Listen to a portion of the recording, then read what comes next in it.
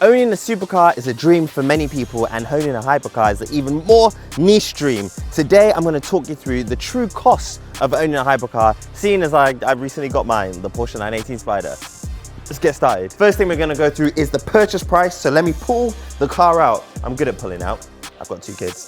So if you followed my purchasing a hypercar series, you will know that this car cost £1.25 million to purchase from European Prestige. The car's gone up significantly in value, so I actually paid more than what the car cost when it was new, which is strange for a used car. But aside from that, there are some more hidden costs that I want to get into. Now, when you own a car, sometimes you need to replace some parts. For example, if I was to park up and someone was to clip my mirror, how much would it cost to replace the mirror? Or if I was to get the paintwork scratched, how much would that cost? And also the infamous magnesium wheels, how much would that cost to replace? Let's check. So we're going to start with one of the smallest parts in the car, and I'll show you that now as I open the frunk. I always call it frunk, but I think people just call it trunk. The part that I'm referring to is this, the carbon fiber wing deflector that sits on top of the windscreen when you're driving along. You need to put this part in order to keep wind buffeting out of the cabin, and also it tells the car that the roof is off, so the spoiler behaves different. How much would you think this costs? Like 200 quid. £200? Wrong. It's 1,000 Great British pounds plus tax and I guess delivery fees. And this is a tiny piece. This is tiny. The next part we're going to look at costs £2 grand, and you're probably thinking, oh, what's that? Is it the headlight? Is it the mirror? No, it's this, the side deflector. This is 2,000 Great British pounds.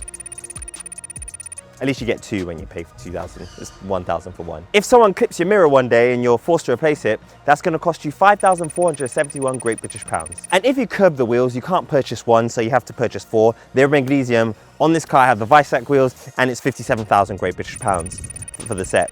So about 13 grand a wheel. That makes the set of wheels for these cars the same price as the used 911 991.1.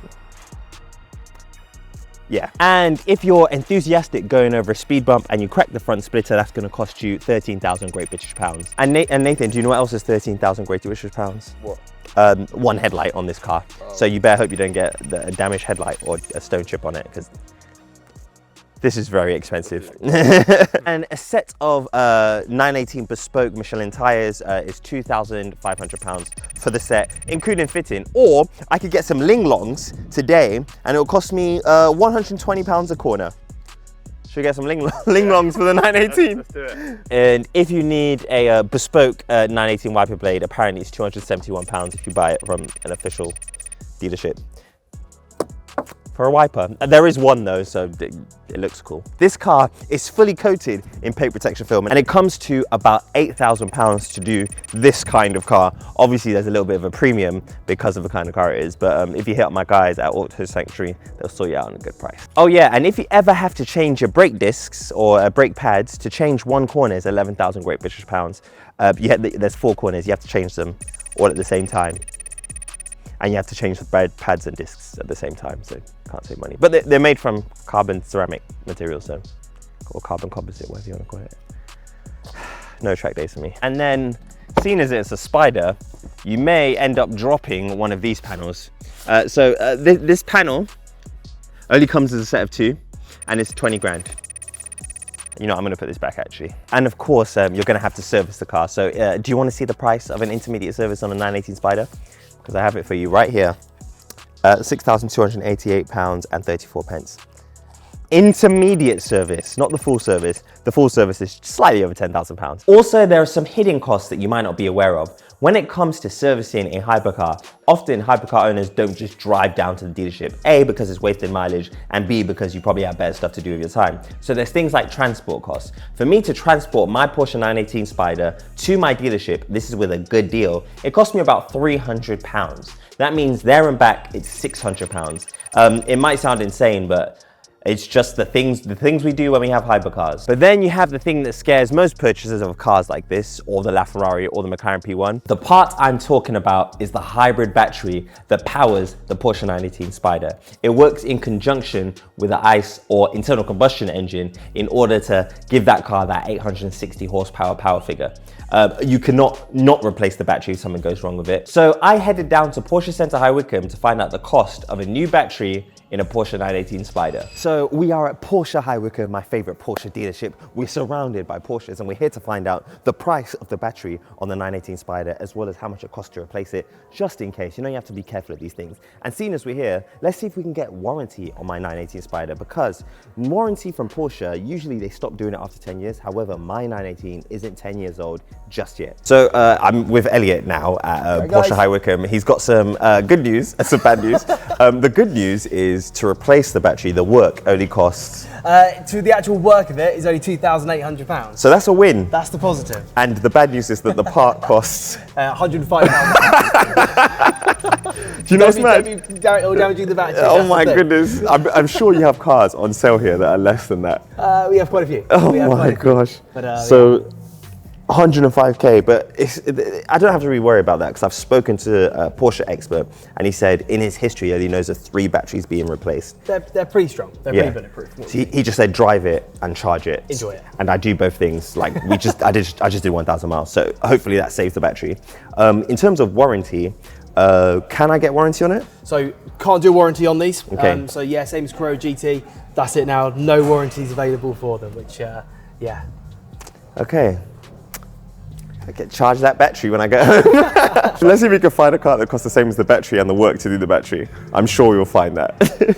I'm a fan of Macans, so I found a Macan that is actually somehow the same price as a 918 battery. This is the highest spec Macan I've ever seen in my life. 105,000 great British pounds. And I know you're probably like, but that doesn't cover the work to change the battery. The tent behind it is about circa 2k. So this would be the battery and the work to replace the battery on 918 Spyder. So something we have in the UK is road tax. Road tax allows you to drive your car on the road, I guess, but it pays for all the costs relating to the road. So fixing potholes, which doesn't get done much often, infrastructure, things like traffic lights and so on and so forth. So the road tax on this car, I'll get to in a second, but the road tax for the first year of owning my 911 GT3 Touring was 5,000 great British pounds. The road tax is often done on the value of the car. Other factors affect it as well, but recently emissions has gone out once a car's over a certain price. So how much do you think the road tax is on a 1.2 million pound 918 Spyder? £204 a year, so that's a win. What about insurance? I actually don't know the full figure off the top of my head, so let me just call my insurance person. Okay, I mean, it could be worse, I think.